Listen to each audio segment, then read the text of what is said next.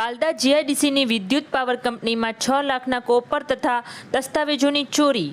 પારડી તાલુકાના બાલદા જીઆઈડીસી ખાતે આવેલી વિદ્યુત પાવર પ્રાઇવેટ લિમિટેડ કંપનીમાં ચોરોએ રાત્રે ઘૂસીને અંદાજે રૂપિયા 6 લાખની મત્તાની ચોરી કરી હોવાનું બહાર આવ્યું છે।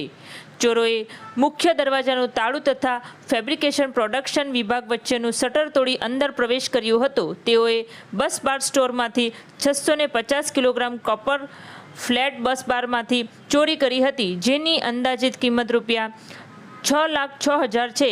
આ ઉપરાંત ઓફિસમાંથી તિજોરી ઉખાડી લઈ ગયા છે, જેમાં કર્મચારીઓના એલઆઈસીના તથા ગ્રેજ્યુટીના મૂળ દસ્તાવેજો, પાન કાર્ડ, બેંકની ચેકબુક અને 3 વાહનોની આરસી બુક તથા ચાવીઓ હતી।